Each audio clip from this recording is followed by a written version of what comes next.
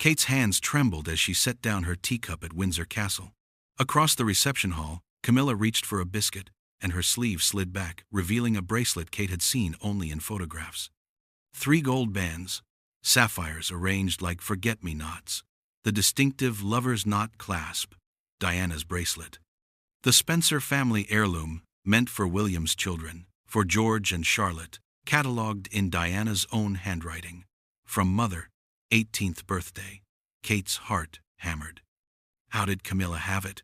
Charles wouldn't have given her Diana's most personal jewelry, would he? But when William confronted his father at Clarence House, Charles's confession shattered everything they thought they knew. Diana had given it to Camilla herself a week before Paris. There was a letter, words Diana wrote that no one had read. And now, 3 days later, that letter arrived at Adelaide Cottage. Diana's handwriting, her final truth. Then Camilla appeared at their door, alone, trembling. "We need to talk about what your mother really wanted me to tell you." The afternoon light filtered through the tall windows of Windsor Castle's reception hall in pale gold ribbons, casting long shadows across the Persian rugs and the assembled family members who stood in clusters, teacups balanced in hands, voices pitched to that particular frequency of polite mourning. The memorial service for a distant cousin, third removed, someone Kate had met perhaps twice, had concluded an hour earlier, and now they lingered in that strange liminal space between grief and obligation, where duty required their presence but permitted little genuine emotion. Kate stood near the eastward-facing window, one hand resting on the cool stone sill, watching George, Charlotte, and Louis play quietly in the corner with their cousins. The children had been remarkably well-behaved throughout the service, George standing straight-backed in his dark suit, Charlotte's small hand clutching her hymnal, Louis whispering questions about heaven that made the elderly gentleman beside them smile despite himself. Now they were building something with wooden blocks. Someone had thoughtfully provided a castle, perhaps, or a fort. George was directing the construction with the careful authority of an eldest child, while Charlotte negotiated which turret should go where, and Louis simply stacked blocks as high as his small arms could reach. Across the room, William stood with his father near the marble fireplace, their heads bent together in conversation. Charles looked diminished somehow, the recent cancer treatments leaving him paler, thinner, though he maintained the rigid posture of a man who had spent 75 years being observed. William's hand rested briefly on his father's shoulder, a gesture of comfort, or perhaps solidarity.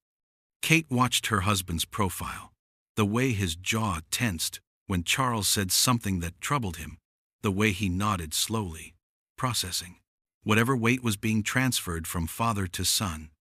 The room hummed with the particular sound of aristocratic conversation, low murmurs about the weather, about upcoming engagements, about who was expected at Balmoral in August.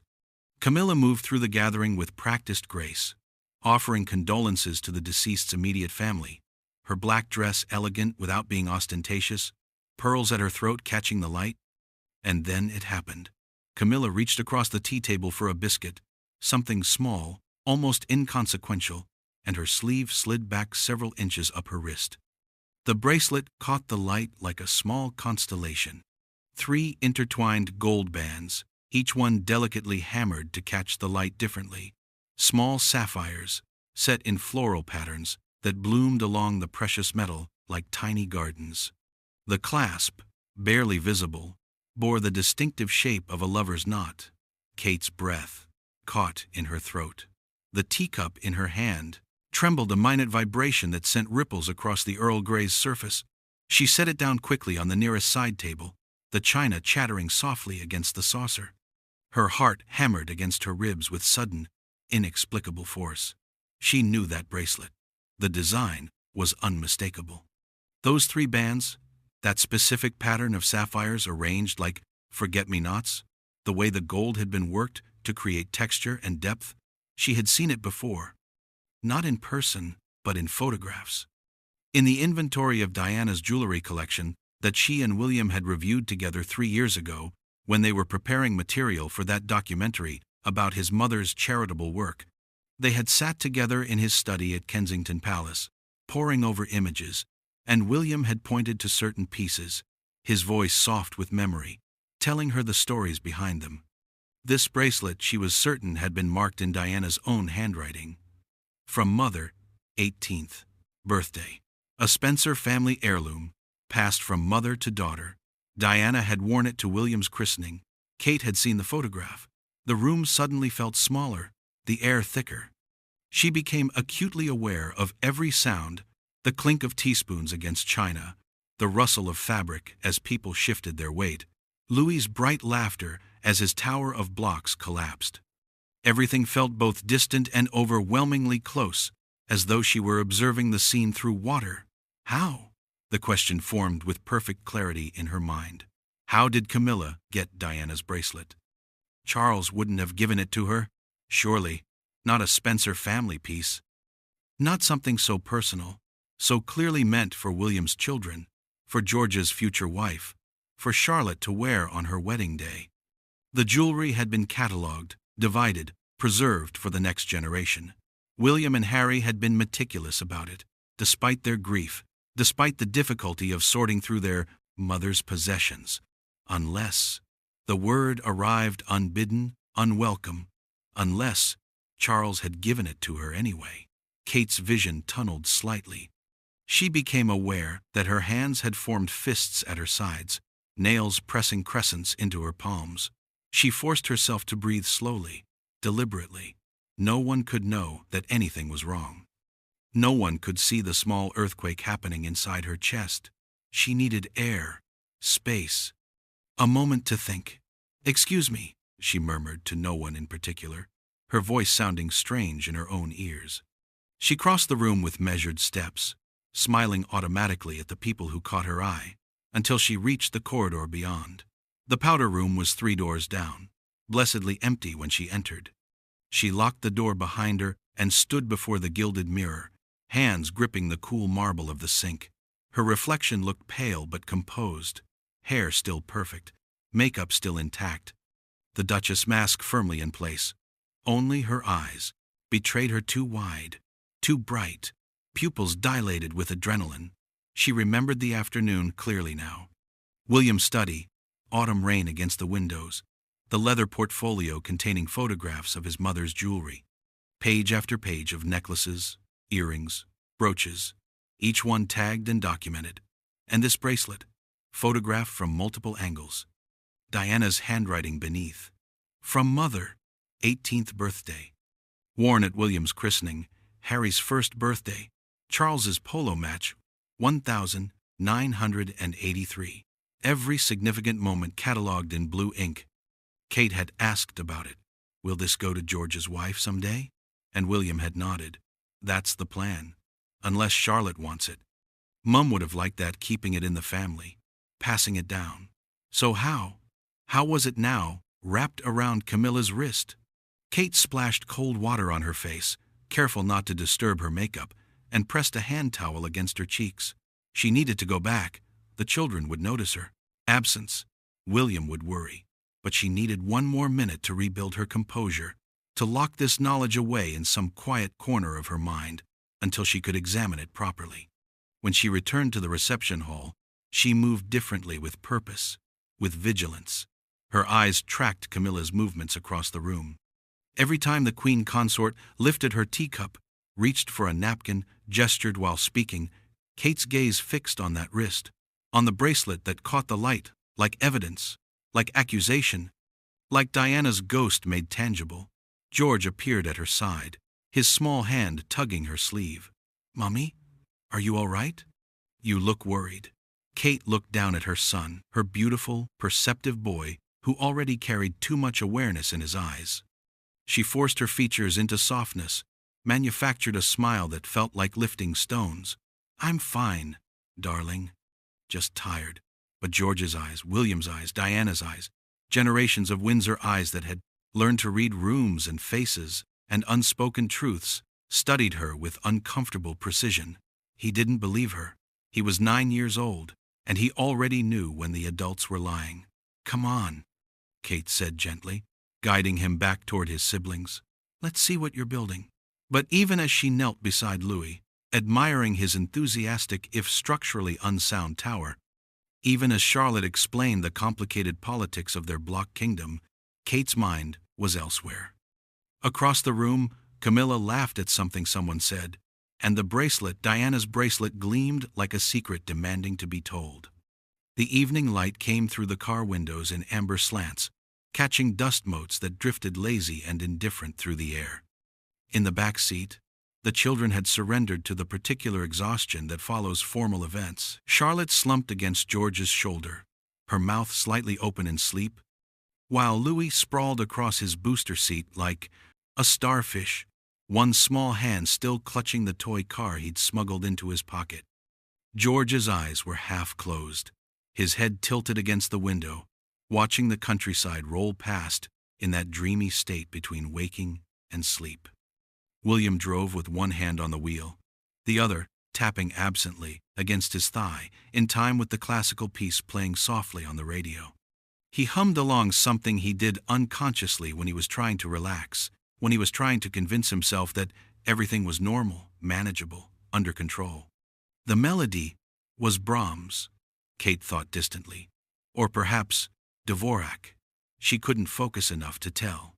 She stared out her own window, forehead nearly touching the glass, watching the hedgerows and stone walls blur into ribbons of green and gray. But she wasn't seeing the landscape. She was seeing that bracelet, the way it had caught the light, the way the sapphires had gleamed like small accusations. 3 intertwined bands, forget-me-nots, in precious stones. Diana's handwriting, from Mother, 18th birthday. The image circled endlessly in her mind, a carousel she couldn't stop, couldn't escape. She needed to tell William.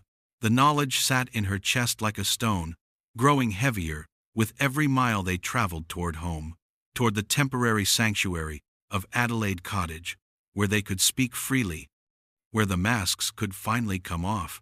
But how? How did she begin this conversation? How did she tell her husband that his stepmother was wearing his dead mother's jewelry, a piece that should have been kept, preserved, passed down to their children? He was already carrying so much. She could see it in the set of his shoulders, the way exhaustion had etched itself around his eyes over the past months. Charles's cancer diagnosis had hit harder than William had admitted, even to her.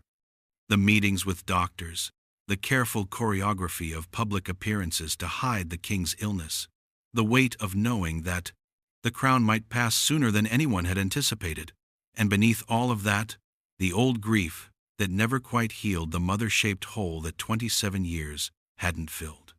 How much more could he bear? But this she couldn't keep from him. This belonged to him, to his mother's memory, to their children's inheritance. William glanced over at her, his humming trailing off. "You've been quiet since we left Windsor."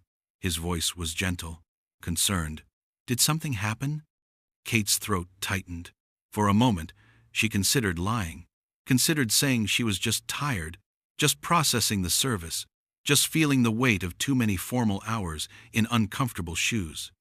But they had promised each other, early in their marriage, that they wouldn't do that, wouldn't carry secrets alone, not the important ones. "I noticed something," she said carefully, her voice measured, each word chosen with precision. "About Camilla." She felt, rather than saw, William's body change, the comply, slight straightening of his spine, the subtle shift in his breathing. His hands tightened on the steering wheel, knuckles whitening. He knew that tone. After 13 years of marriage, he knew the difference between casual observation and something that mattered, something that would cost them both. What about her? The question came soft, almost cautious. Kate turned to look at him, studying his profile in the fading light. The strong jaw, the small scar near his hairline from a childhood rugby injury, the lines that grief and duty had carved around his mouth. She loved this face. Had memorized it in joy and sorrow, in laughter and tears, in the quiet moments before sleep when he was most himself. "She was wearing a bracelet today," Kate said, and heard her own voice tremble slightly. "One I've seen before. In your mother's collection." The car swerved minutely before William corrected it, his breath leaving him in a sharp exhalation. He didn't speak immediately. She watched his jaw work, watched him process what she'd said, watched disbelief and understanding war across his features. Then he pulled the car over. The lobby appeared suddenly on their left, a small gravel clearing meant for emergency stops or travelers needing to check maps. William guided the Range Rover onto it, tires crunching over stones, and engaged the hazard lights. The rhythmic tick-tick-tick of the indicators filled the sudden silence. Outside, traffic rushed past on the motorway, oblivious. William's face had drained of color, his skin gone pale beneath the summer tan. He turned to her fully, one hand still gripping the steering wheel, as though it were the only thing keeping him anchored to earth. "Are you certain?" The words came out rough, scraped, raw. "Absolutely certain?" Kate nodded. "3 intertwined gold bands," she said, her voice steady now, clinical in its precision. "Small sapphires, set in floral patterns. Forget-me-nots. The clasp was a lover's knot. The gold had that hammered texture, catches the light in layers." She watched William's eyes close, watched him press his thumb and forefinger against his eyelids, as though he could push back what she was telling him, could unsee what she had seen. "The bracelet from her mother," he whispered, his voice barely audible over the ticking hazard lights. "The one she wore to my christening." It wasn't a question. He knew. Of course he knew. He had catalogued every piece of his mother's jewelry himself, had held that bracelet in his own hands when they'd sorted through her possessions, had read her handwriting describing when she'd worn it, what it had meant to her. Silence filled the car, heavy, suffocating, pressing against Kate's lungs until breathing felt like effort. The classical music still played softly from the speakers, absurdly peaceful against the enormity of what they were facing. William stared straight ahead through the windscreen at the darkening sky, his chest rising and falling with carefully controlled breaths. In the back seat, George stirred. "Daddy?" His voice was sleep-thick, confused. "Why did we stop?" Kate watched William's face transform, watched him reach for the mask they both wore so well, watched him reconstruct himself into the calm, steady father their son needed to see. When he spoke, his voice was carefully controlled, almost normal. "Just checking the map, Georgie. Go back to sleep. We have GPS," George mumbled, but his eyes were already closing again, his head tilting back against the window. They waited. Waited until George's breathing deepened again, until Charlotte shifted but didn't wake, until Louis gave a small snore. Then William reached for Kate's hand, his fingers cold despite the warmth of the evening, and held on as though she were the only real thing in a world that had suddenly tilted sideways. How? The single word carried oceans of grief, of betrayal, of confusion. How would she even have it? Kate shook her head. "I don't." Did he? William couldn't finish the sentence, couldn't bring himself to ask if his father had given Camilla his mother's bracelet, had chosen his second wife over his first's memory, over his son's inheritance, over his grandchildren's legacy. "I don't know," Kate repeated, softer now. She squeezed his hand. "But we'll find out, together." William nodded once, sharp and decisive, then put the car back in gear. The hazard lights went dark. He checked his mirrors with mechanical precision, signaled, pulled back onto the motorway. But his hands remained tight on the wheel, his jaw set, and Kate could see the thoughts churning behind his eyes. They drove the rest of the way home in silence. Adelaide Cottage appeared through the trees like a small miracle, their refuge, their sanctuary, the place where they could stop performing and simply be. The honey-colored stone glowed warm in the twilight, windows golden with the lamps Kate had left on. The garden still held the day's heat, roses releasing their perfume into the evening air. William parked the car and sat for a moment, hands on the wheel, staring at their home. Kate could see him gathering himself, preparing to be daddy, to be the steady presence their children needed, even when his own foundation was crumbling. "Right," he said quietly. "Bedtime routine." They moved through it on autopilot, both of them performing the familiar choreography with bodies that knew the steps even when their minds were elsewhere. William unbuckled Louis while Kate helped Charlotte, both children heavy with sleep, stumbling slightly as they were guided toward the house. Inside, Kate took Louis upstairs while William helped Charlotte.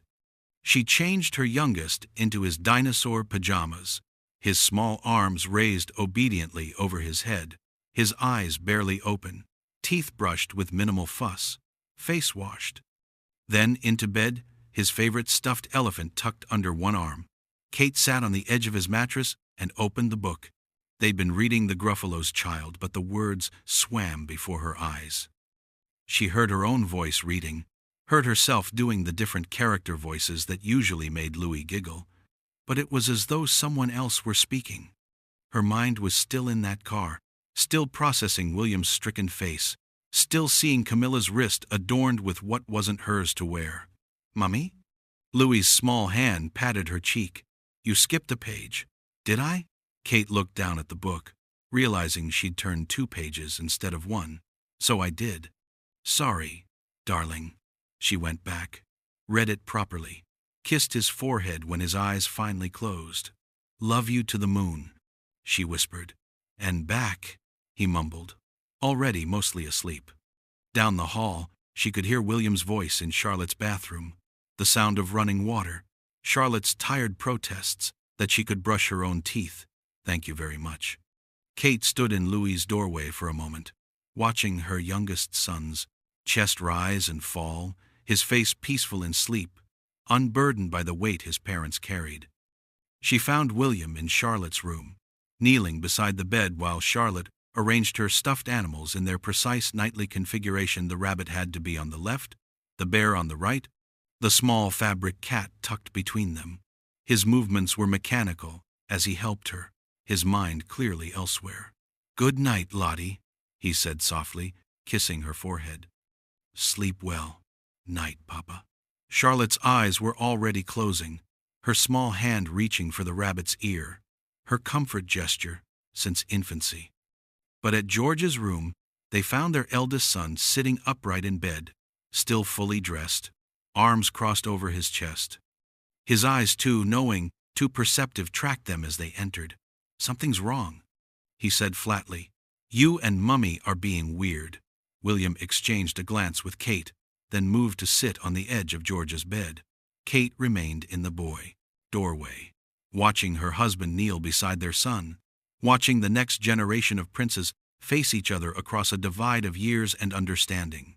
"Grown-ups sometimes have grown-up worries," William said carefully, reaching out to smooth George's hair, a gesture of comfort, or perhaps of apology, "but nothing for you to worry about." George's expression didn't change. "Is it about Grandpa being ill?"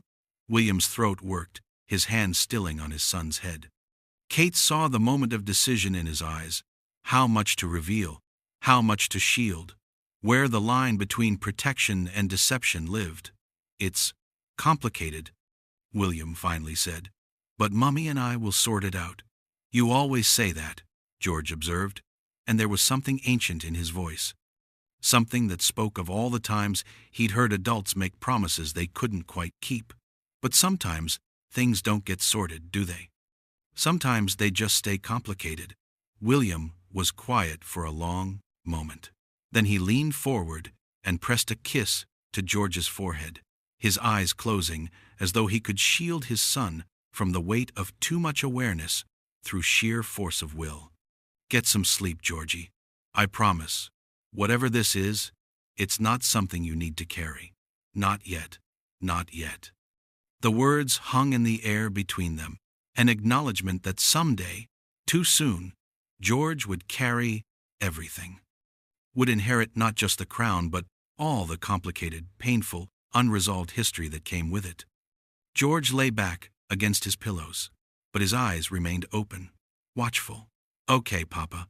William stood, moved toward the door where Kate waited. He switched off the light, leaving only the small nightlight glowing in the corner, a constellation of stars projected onto the ceiling. "Papa?" George's voice came soft from the darkness. William paused in the doorway. "Yes? Whatever it is, I'm sorry you have to deal with it."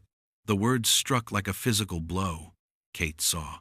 William's shoulders tense, saw him grip the doorframe as though he needed its support. For a moment, she thought he might break down right there, might let his 9-year-old son see the full weight of his grief and anger and confusion. But instead, he simply nodded into the darkness. "Thank you, George. Good night." He closed the door gently, and they stood together in the hallway, William on one side, George on the other. Separated by wood and plaster and years, but connected by the burden they both carried, in different measure, of being heirs to something larger and more complicated than either of them had chosen. Kate took William's hand, felt it trembling slightly in hers, and led him downstairs toward the kitchen, their sanctuary, the place where they could finally stop pretending and face what came next. The kitchen, at Adelaide Cottage, had always been Kate's favorite room in the house, not the formal drawing room with its period furniture and carefully curated artwork, not the elegant dining room where they occasionally hosted family dinners, but this, the warm, cluttered heart of their home, where cereal boxes sat next to fine china, where the children's drawings were affixed to the refrigerator with magnets shaped like zoo animals, where the old kettle William had brought from Kensington Palace whistled the same off-key note it had for 15 years. This was where they were just themselves, just William and Kate.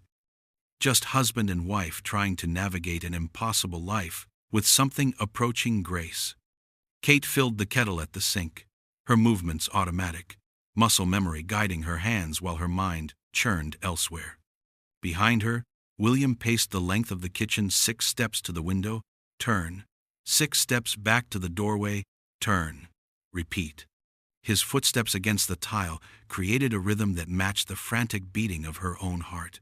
She measured tea leaves into the pot, Earl Grey for herself, the stronger Assam for William, waited for the water to boil. The sound of his pacing filled the silence between them, a physical manifestation of the thoughts neither of them could yet articulate. Finally, William spoke, his voice raw with confusion and barely contained fury. How would she even have it?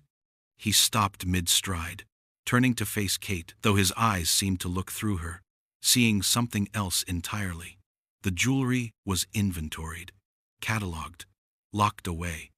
Every piece accounted for. Harry and I went through it ourselves with the archivists. We were meticulous. We had to be. It was the last thing we could do for her. Kate heard the way his voice broke slightly on the last word, the way 27 years of grief compressed into that single syllable. She poured the boiling water into the teapot, watching the leaves unfurl in the heat, releasing their bitter perfume into the steam.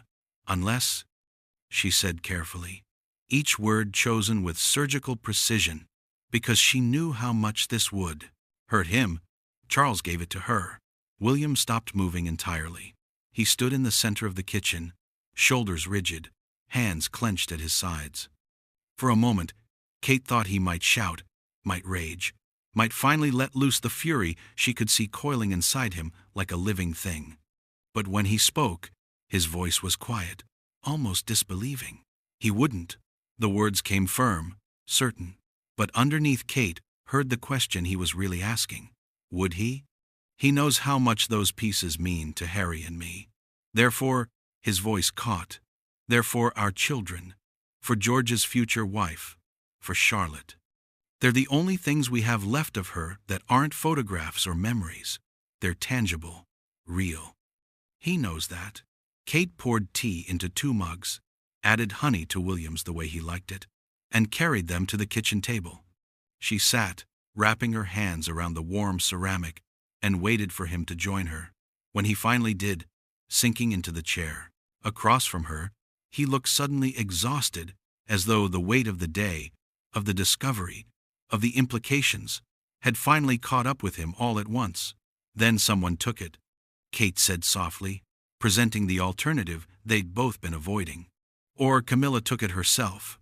The words hung in the air between them like an accusation, like a confession, like a truth neither of them wanted to face. William stared into his tea as though it might hold answers, his finger tracing the rim of the mug in endless circles. "I need to talk to Harry," he said finally, looking up at Kate with eyes that held equal parts determination and dread. He needs to know. And maybe he remembers something I don't. Maybe there's an explanation we're missing. Kate nodded, reaching across the table to cover his hand with hers. Do you want me to stay? Or would you rather? I need to do this alone, William interrupted gently, squeezing her fingers. But thank you. He stood, carrying his tea with him, and disappeared down the hallway toward his study. Kate listened to his footsteps fade, heard the soft click of the study door closing, and then she was alone in the kitchen with her own thoughts and the ticking of the wall clock marking time in the silence. William's study was small, barely more than a converted bedroom, but it was his. Bookshelves lined 2 walls, crammed with volumes on history, conservation, military strategy, and tucked among them, photo albums he rarely opened but couldn't bear to store away. His desk sat before the window overlooking the garden, and in the darkness beyond the glass, he could just make out the shadow of the swing set Louis had convinced them to install last summer. He set his tea on the desk, pulled out his mobile phone, and stared at Harry's contact information for a long moment. The photo was old, from before everything fell apart, before California, before the interviews and the book, and the seemingly unbridgeable chasm that had opened between them. Harry grinning at some long-forgotten polo match, arms slung around William's shoulders, both of them sunburned and happy. William pressed dial before he could second-guess himself. The phone rang once, twice, 3 times. William checked his watch just after 9 in the evening here, which made it early afternoon in Los Angeles. Harry should be available, unless 4 rings. Maybe this was a mistake. Maybe he should hang up. Gather more information first. Approach this more carefully, William. Harry's voice came through, sudden and concerned, slightly breathless, as though he'd run to catch the phone. What's wrong? Is it Dad? The kids? The immediate worry in his brother's voice did something complicated to William's chest, reminded him of the years when they'd been each other's first call, each other's anchor, before duty and distance and decisions had driven wedges between them that felt increasingly permanent. Everyone's fine, William said, quickly, hearing his own voice sound strained, unnatural. It's not that. I need to ask you something. About Mum's jewelry. Silence on the other end of the line. Then, what's happened? William closed his eyes, pressed his fingers against his eyelids. Kate saw something today. At Windsor. At the memorial service for Cousin Margaret. He paused, trying to find the right words. The words that would make this real without making it more painful than it already was. Camilla was wearing a bracelet. One from Mum's collection. The silence that followed was different, heavier, charged with something William couldn't quite name. He could hear Harry breathing, could almost see him processing this information, running through the same catalog of their mother's possessions that William himself had memorized. Which one? Harry's voice had gone flat, carefully controlled. The Spencer bracelet. 3 gold bands, sapphires set like forget-me-nots, from her mother's 18th birthday. Gift. What? The word exploded from Harry like a gunshot. No, that's impossible. We went through everything. That bracelet was supposed to go to George when he's older. For his wife, we specifically designated it. I remember, William, I remember the conversation. We were sitting in Kensington, and you said, I know what I said, William interrupted, his own voice rising to match his brother's intensity. I know what we planned. Kate saw it. On Camilla's wrist. She's certain. Another silence. Longer this time. William could hear something in the background voices. Maybe. Or a television. The sounds of Harry's California life, so far removed from this, from Windsor Castle and memorial services, and the carefully orchestrated performance of royal duty. When Harry spoke again, his voice had gone cold, the particular coldness that William had learned to recognize over the past few years, the tone that meant his brother had made a decision and nothing would move him from it. Then, ask him. Ask our father what he's done. I need to be sure first, William said, hearing the pleading note enter his own voice and hating it. I need to understand how this could have happened. Maybe you need to stop making excuses for him. Harry cut him off, each word sharp as a blade. You always do this, William. You always give him the benefit of the doubt, even when he doesn't deserve it. He's always put her first, before Mum, before us. And now, apparently, before his own grandchildren, before your children's inheritance. That's not fair, William protested, but even as he said it, he felt the words ring hollow, because wasn't that exactly what he feared? Wasn't that the nightmare scenario playing out in his mind, his father choosing Camilla over Diana's memory, over his son's feelings, over everything they'd tried to preserve of the woman who'd loved them both? Fair? Harry's laugh was bitter, brittle. When has any of this ever been fair? When was it fair that we lost Mum? When was it fair that he married the woman who helped destroy our parents' marriage? When was it fair that we had to smile and pretend and accept it all for the sake of the bloody institution? Harry, no, I'm done with this. I'm done watching you tie yourself in knots, trying to protect him, trying to protect the family, trying to make everything work when it's fundamentally broken. You want to know what happened to that bracelet? He gave it to her, because he always chooses her. He always has, and he always will. You don't know that, William said, but his voice came out weak, unconvincing, even to his own ears. Don't I? Harry's voice softened slightly, but the coldness remained underneath. When are you going to see him clearly, William?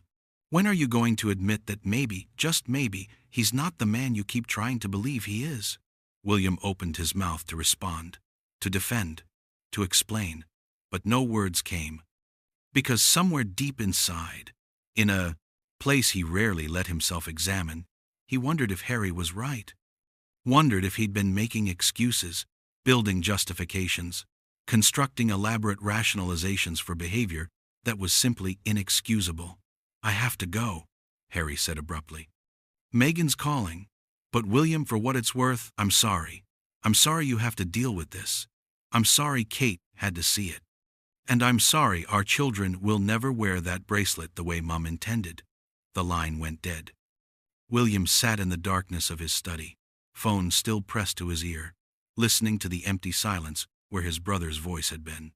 He felt suddenly, profoundly alone, caught between his father and his brother, between loyalty and truth, between the family he'd been born into and the family he'd chosen. Kate had known she wouldn't sleep. After an hour of lying in bed, staring at the ceiling while her mind raced in endless circles, she'd given up the pretense. She'd slipped out from under the duvet, pulled on William's old university jumper that she kept stealing from his wardrobe, and padded downstairs to the living room.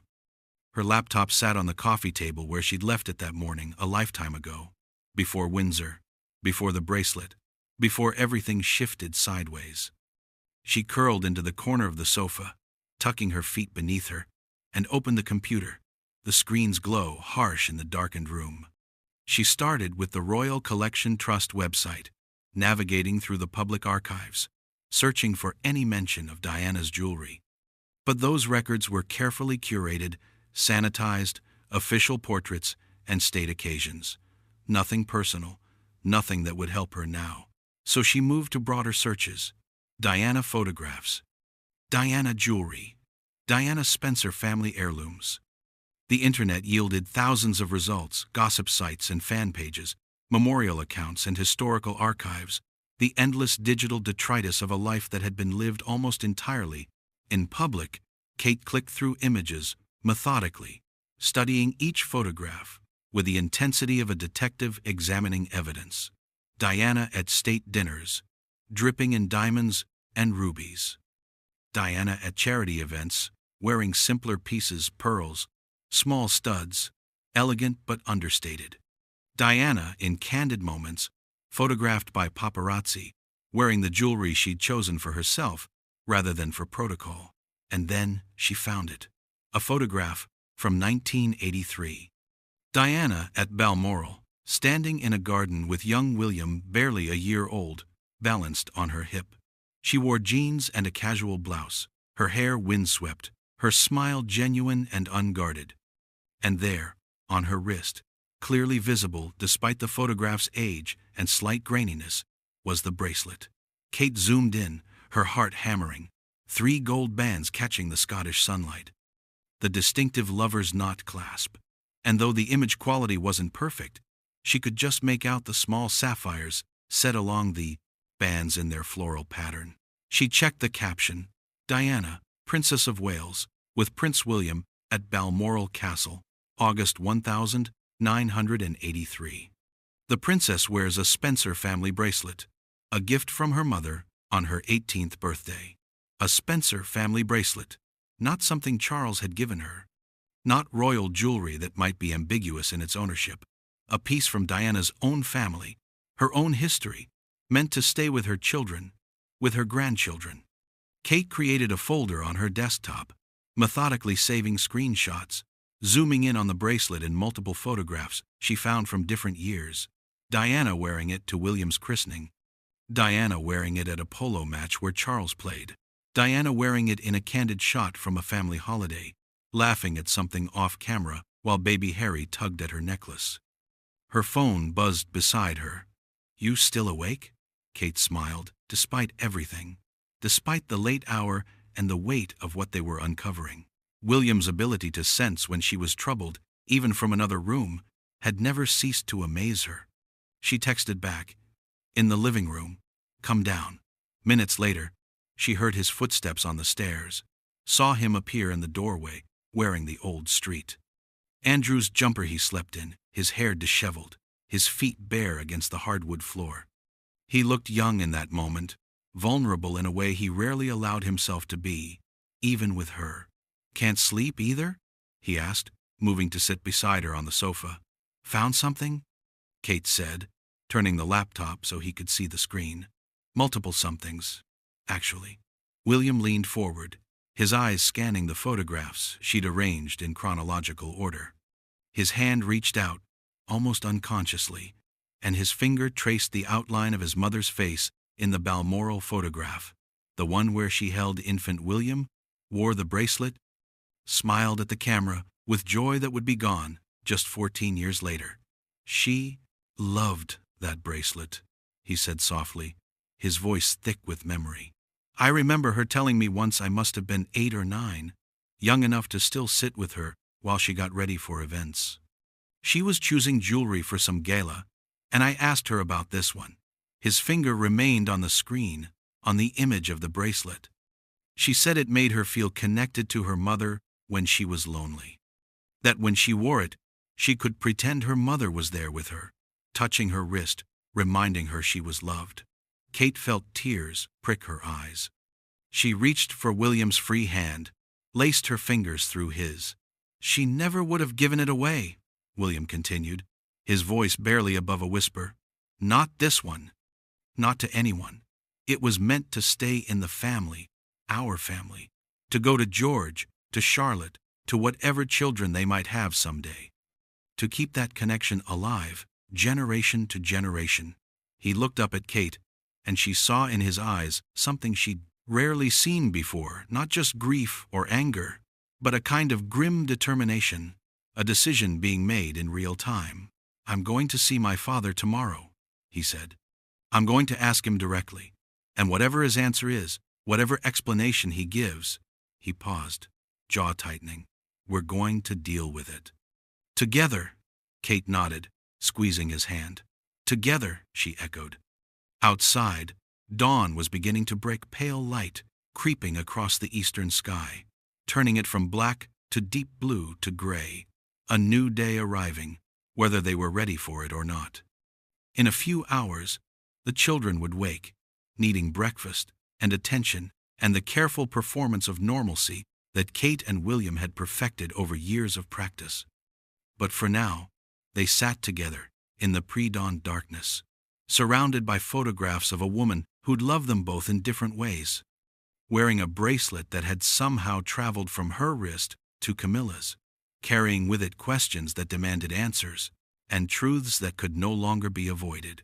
The morning arrived with brutal normality. Sunlight streamed through the kitchen windows at Adelaide Cottage, illuminating dust motes and the chaos of breakfast cereal boxes left open, juice spilled and hastily wiped, the children's voices rising in familiar argument over the last piece of toast. Charlotte claimed she'd called it first. George insisted that, as the eldest, he had priority. Louis, unconcerned with either argument, simply reached across the table and took it himself, cramming it into his mouth with the triumphant grin of a child who'd learned that sometimes direct action trumped negotiation. Kate moved through the morning routine on autopilot, pouring milk, cutting fruit, reminding Charlotte to use her napkin, steadying Louis's juice cup before it tipped. But her mind was elsewhere, cycling through the long hours of the previous night, the photographs on her laptop, William's finger tracing his mother's face on the screen, the weight of what they'd discovered pressing down on both of them until sleep had become impossible. William stood in the hallway just beyond the kitchen, his mobile phone in hand, staring at the screen as though willing it to offer him an alternative to what he was about to do. Kate could see him through the doorway, the rigid set of his shoulders, the way his thumb hovered over his father's contact information, the visible effort it took him to simply breathe. She wanted to go to him, to offer comfort or courage or whatever he needed in this moment, but she knew he had to do this part alone, had to make this call without her standing beside him, had to find the words himself without her helping to shape them. William pressed dial. Kate heard the faint ring through the phone, heard William's breathing change as someone answered. Not Charles, his secretary, almost certainly. The king's private secretary, whose job was to manage access, to protect Charles's time, to ensure that even his own son had to navigate layers of protocol to reach him. "This is the Prince of Wales," William said, his voice formal, controlled. "I need to speak with my father. Today, if possible. It's personal." Kate couldn't hear the secretary's response, but she saw William's jaw tighten, saw his free hand curl into a fist at his side. "I understand His Majesty has appointments," William continued, his voice firmer now, edged with steel. "This cannot wait. Today, please." A pause. Kate held her breath, listening. In the kitchen behind her, George had started asking something about football practice, but she shushed him gently, her attention fixed on her husband's rigid figure in the hallway. Then William's posture changed slightly, straightened, if that were possible. His father had come on the line. Pa. The single word carried oceans of complexity, son to father, subject to king, all the layers of their relationship compressed into one syllable. "What's this about? I'd rather discuss it in person, if you don't mind." Another pause. Kate watched William's face, trying to read the conversation from his expressions alone. "Late afternoon, then. Clarence house." "Yes. Thank you." He ended the call and stood motionless for a long moment, phone still in his hand, staring at nothing. Then he looked up, met Kate's eyes across the space between hallway and kitchen, and she saw in his face something that made her heart ache. Determination mixed with dread, duty warring with a grief that had never quite healed. 4 o'clock, he said quietly. Clarence house.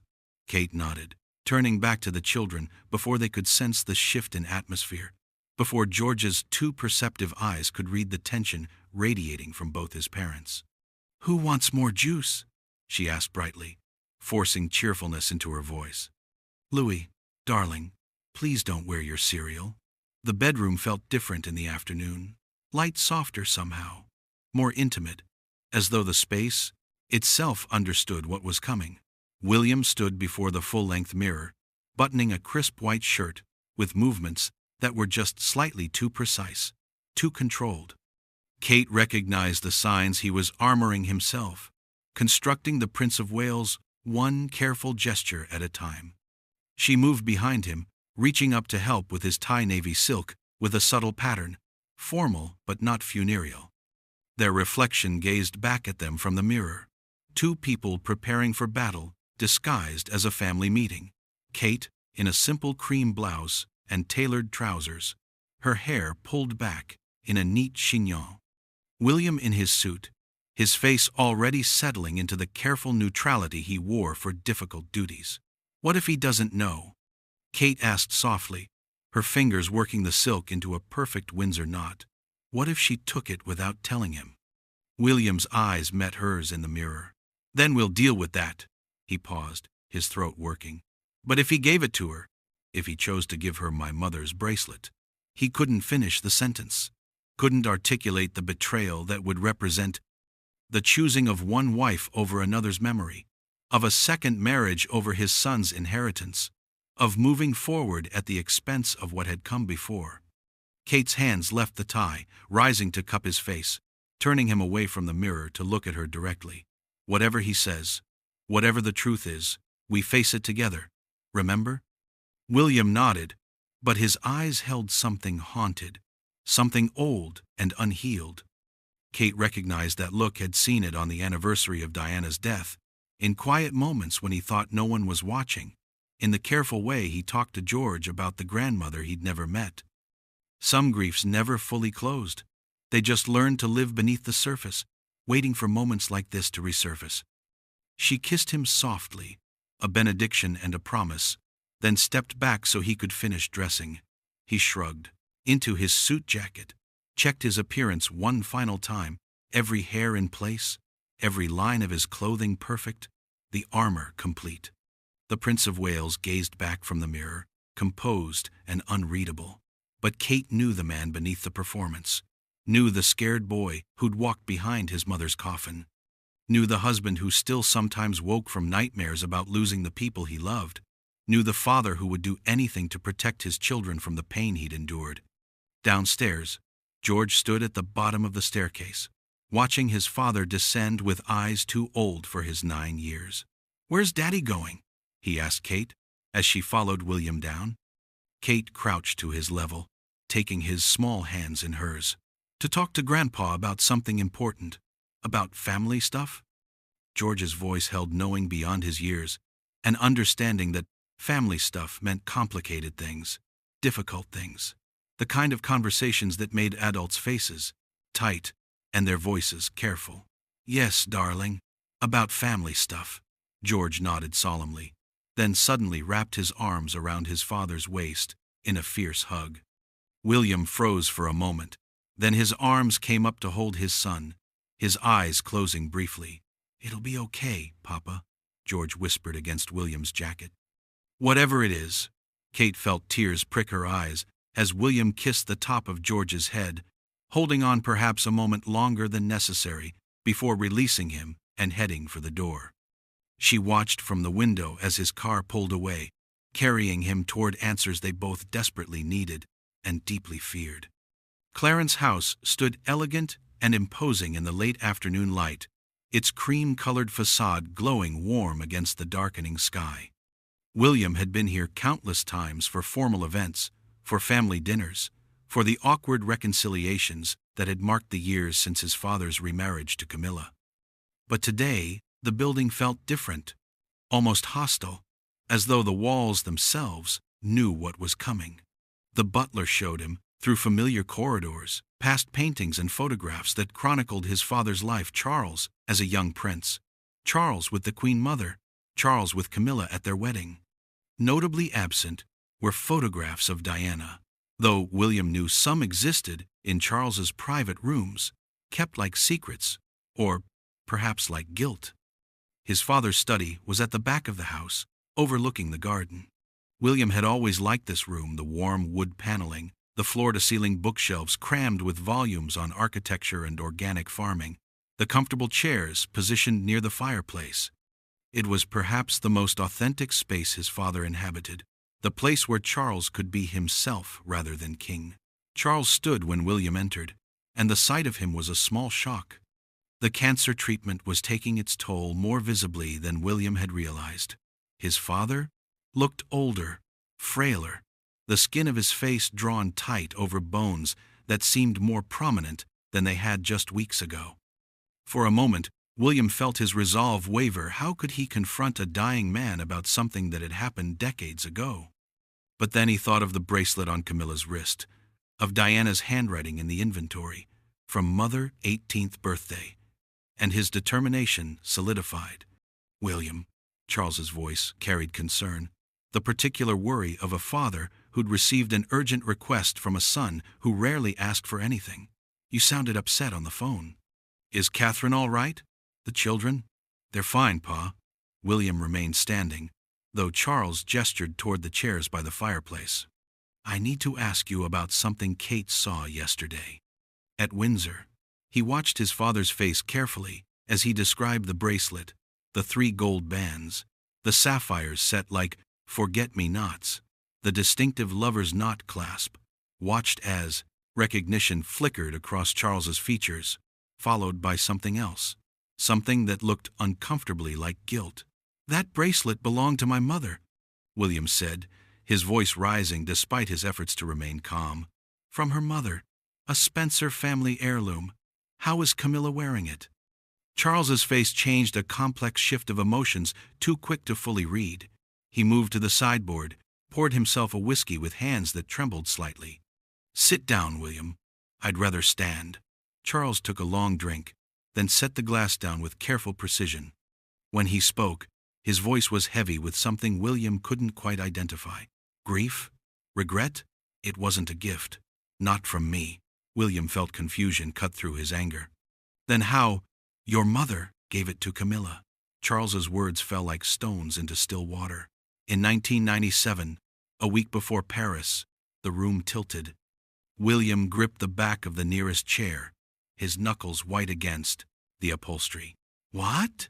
Charles continued, his gaze fixed on some point beyond William's shoulder, as though he couldn't bear to meet his son's eyes. "She came to see Camilla. I didn't know about it until years later. Camilla finally told me after we married. They met privately. I don't know what they discussed, but Diana gave her the bracelet, asked her to keep it safe. That's..." William's voice cracked. He tried again. "That's impossible. Why would she do that? Why would she give Camilla a piece of jewelry meant for her sons, for her grandchildren?" "I don't know," Charles said quietly. "Camilla never wore it out of respect, kept it locked away for 27 years. But recently," she said. He paused, took another drink. "She said it was time, that Diana would have wanted her to wear it now, that enough time had passed." William's laugh was sharp, bitter. "That's convenient. My mother can't exactly confirm that, can she? She can't tell us what she really wanted, what she really said, what any of this actually meant. There was a letter." Charles turned to face his son directly now, his eyes pleading for understanding William didn't feel capable of giving.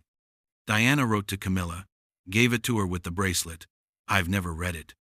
Camilla showed me only the first line once. For when the time comes, I want to see that letter." William's voice was dangerous. Quiet in the way that Kate had learned meant he was barely holding on to control. "That's between Camilla and your mother's memory," Charles said firmly. "I won't force her to share it. It's private. It was meant for her." "Private?" William's control finally snapped. "My mother's wishes about her own jewelry are private? Information about where a Spencer family heirloom should go is somehow none of my business? I'm her son. Harry and I are her children. Our children are her grandchildren. We have a right to know what she wanted, what she said, what any of this means. William, did you ask her to do this?" The question exploded from William with the force of years of suspicion, years of careful silence finally breaking. "Did you pressure her? Suggest that she make peace, reconcile with the woman who helped destroy your marriage?" "How dare you?" Charles said, his own voice rising now, spots of color appearing on his pale cheeks. "Your mother made her own decisions. I never pressured her into anything. If she chose to reach out to Camilla, that was her choice, her agency, her attempt to find some kind of peace before." His voice broke. The silence that followed was crushing. William stared at his father, seeing for perhaps the first time the full complexity of what had happened all those years ago. Not the simple narrative of villain and victim, but something messier, more painful, more human. But that didn't change what mattered now. "Then this conversation is over," William said quietly. "Until I see that letter, until I know what my mother actually said and wanted, I have nothing more to discuss." He turned toward the door. "William, please." But William was already walking away, his footsteps echoing through the corridor, carrying him away from his father and toward a truth he wasn't sure he wanted to find. William drove too fast on the return journey to Adelaide Cottage. his hands gripping the steering wheel with white-knuckled intensity, his foot pressing harder on the accelerator than safety or sense dictated. The countryside blurred past the windows in streaks of green and gold, the setting sun casting everything in amber light that felt wrong, too beautiful for what he was feeling, for the rage that coiled in his chest like something alive and dangerous. Kate was waiting at the door when he pulled into the drive. She must have been watching for him, listening for the sound of tires on gravel, because she appeared on the threshold before he'd even cut the engine. He could see her face through the windscreen, pale, anxious, reading him the way she'd learned to do over 13 years of marriage, seeing past whatever mask he might try to construct. He didn't bother with the mask. What was the point? Inside, the house was quiet. Kate had clearly sent the children to the playroom with their nanny.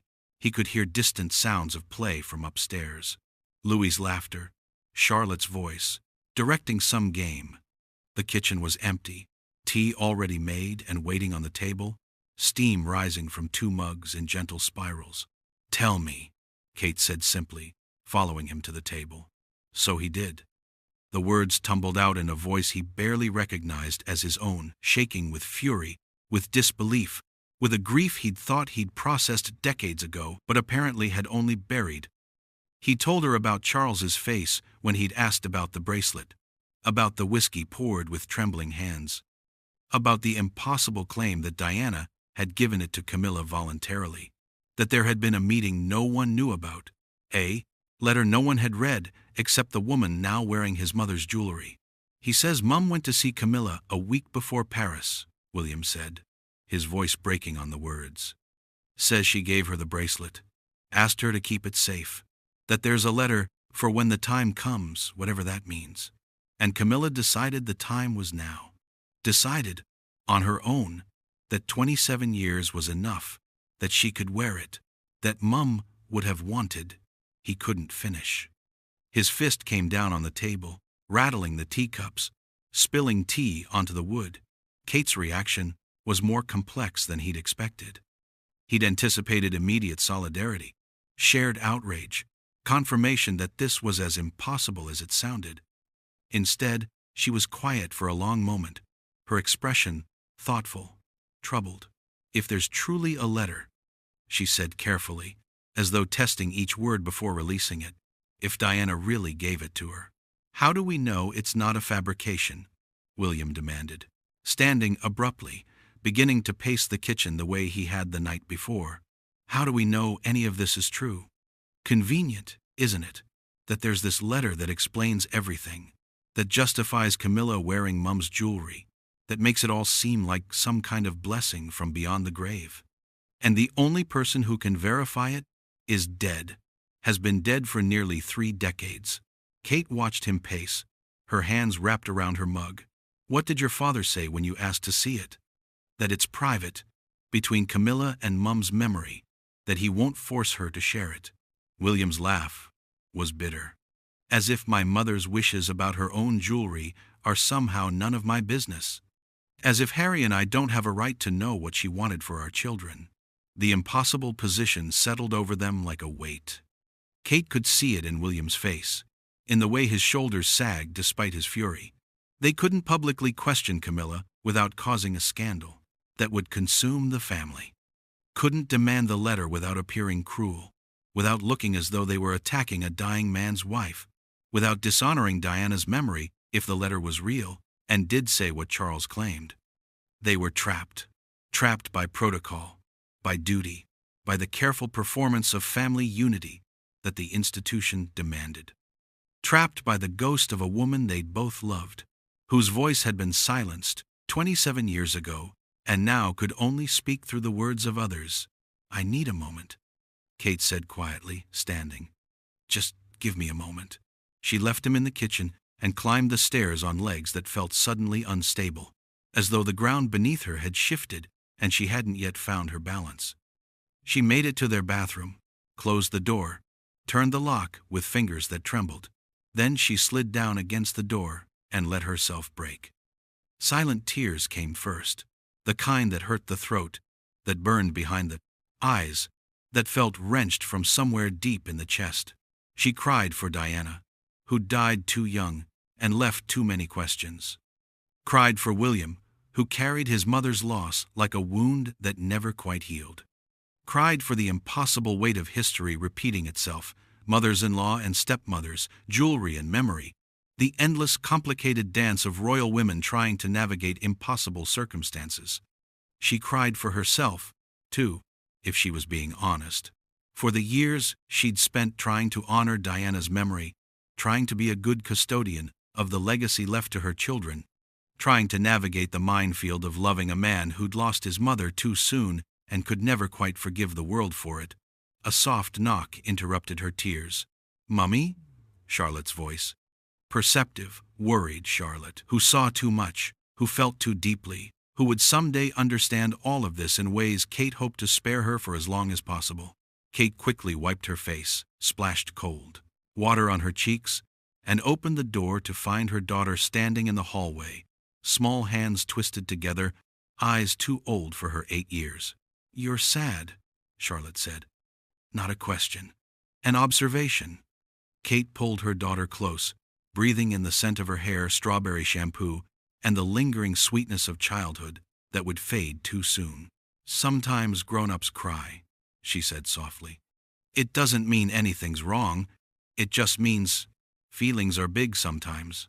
Charlotte leaned into her mother's embrace but didn't pretend to be fooled. "Is it because of the thing Daddy had to talk to Grandpa about?" Kate pulled back slightly, studying her daughter's face. "How did you—" "George told me. He's worried." Of course he was. George, who carried the weight of his future like Atlas, carried the world, who watched and understood and worried about things no 9-year-old should have to consider. "Come on," Kate said, taking Charlotte's hand. "Let's find your effer. Brothers, I think Daddy and I need to talk to all of you." They gathered in the living room as evening settled over Adelaide Cottage. All 5 of them on the large sofa, George on William's left, Charlotte tucked against Kate's side, Louis sprawled across both their laps, with the boneless comfort of a 6-year-old who still believed his parents could fix anything. William and Kate had discussed this briefly in whispers, before calling the children down, how much to say, how to frame it, how to protect their innocence while acknowledging a reality they'd already sensed. Sometimes in families, Kate began carefully, choosing each word with precision, there are old things that belong to people we love who aren't with us anymore, things that carry memories, things that matter. George's voice came immediate and direct, cutting through the careful explanation. Like Granny Diana's things. William's throat worked visibly. Yes, like Granny's things. And someone has something of hers. They shouldn't have? George's eyes, Diana's eyes, studied his father with uncomfortable perception. William and Kate exchanged glances. How did you explain this to children? How did you convey the complexity of competing claims to memory, of jewelry that carried history, of ghosts that refused to rest? It's more complicated than that, Kate said softly. Sometimes people have different memories of what someone wanted, different stories about what was promised or given. And when the person who could tell us the truth isn't here anymore, it becomes hard to know what's real. Louis lifted his head from Kate's lap, confusion wrinkling his small face. I don't understand. Charlotte did, though. Charlotte always did. It means Daddy's sad because someone is wearing Granny's bracelet, and he doesn't know if Granny would have wanted that. The silence that followed was heavy. William's arm tightened around George's shoulders. Kate felt Charlotte press closer against her side, felt Louis's small hand reach for hers. We'll sort it out, William said finally, his voice rough but steady. Mummy and I, together. And whatever we learn, whatever we discover, we'll make sure Granny's wishes are honored. I promise you that. George nodded slowly, but his eyes remained troubled. Charlotte said nothing, just held on to her mother a little tighter, and Louis, blessedly, seemed satisfied enough with the explanation to return his attention to the toy car he'd brought downstairs. Later, after the children were finally asleep after stories and songs and the careful rituals that marked the end of each day, William and Kate sat together in the darkened living room, the house quiet around them, night pressing against the windows. I don't know what's worse, William confessed into the darkness. If she's lying about the letter, or if it's true, and my mother really gave her blessing for all of this. Kate was quiet for a moment, then spoke carefully. Maybe Diana knew something we don't. Maybe she was trying to make peace with what she knew was coming. Maybe, William interrupted, his voice hard. Camilla is rewriting history to ease her own conscience. Maybe she's taken something that was never meant for her and constructed an elaborate justification for it. We can't know, Kate said gently. Not without that letter. William's jaw set. Then I'll get it. Somehow. 3 days passed. 3 days of careful normalcy, school runs and football practice, bedtime stories and breakfast chaos, the performance of ordinary life, while underneath, William and Kate carried questions that had no answers. Until the envelope arrived. William was in his study, reviewing briefing papers for an upcoming engagement, when Kate appeared in the doorway holding a cream-colored envelope, thick paper, heavy. Hand addressed to William in elegant script, no return address. This just came, she said, her voice strange. William took it with hands that had begun to shake. He knew that handwriting, would have recognized it anywhere, even after 27 years. Had seen it in old birthday cards kept in a box in his closet, in letters he'd read and reread until the paper went soft and the ink began to fade. Diana's handwriting. His hands trembled as he opened the envelope, careful not to tear it, as though the paper itself was precious. Inside was a single sheet, yellowed with age, creased as though it had been folded and unfolded many times. The ink was slightly faded, but still legible. Dearest Camilla, if you're reading this. William's eyes scanned down the page, reading words his mother had written in the final week of her life, words that had waited 27 years to reach him. His face went through a series of changes too rapid to catalog, shock, confusion, something that might have been relief, or might have been a new kind of grief. What does it say? Kate's voice came barely above a whisper. William looked up at her, his expression unreadable, and in that moment, the doorbell rang. They both froze. Through the window, a silhouette, familiar, impossible. Camilla stood on their doorstep alone, without security, without Charles, without any of the apparatus that usually surrounded a queen consort. Just a woman in a dark coat, waiting. Did you know she was coming? Kate asked. No. The doorbell rang again. William still held the letter, Diana's words burning in his hand, his mother's voice reaching across death and time to tell him something he wasn't sure he was ready to hear. And now here was Camilla, the woman his mother had written to, the woman who'd kept this letter secret for nearly 3 decades, standing at his door, asking for entry. Kate moved toward the door. Wait, William started, but she was already there, already turning the handle, already opening the door that separated past from present, grief from understanding. Everything they'd believed from whatever truth was about to be revealed. Camilla's voice came trembling through the opening door. May I come in? We need to talk about that letter. And about what your mother really wanted me to tell you. The 3 of them stood in the threshold, William with Diana's letter in his hand, Kate with her hand on the door, Camilla on the step between outside and in, the door open, Diana's ghost between them like a living thing, everything about to change, everything unknown, everything still to be discovered. The future yawning open like a question with no answer yet, like a story waiting to be told, like the space between one breath and the next, where anything might happen and nothing could be predicted. And there, in that moment of suspension, the story paused, unresolved, unfinished, poised on the edge of revelation or destruction, or perhaps something more complicated than either, something that might finally lay old ghosts to rest or raise new ones in their place.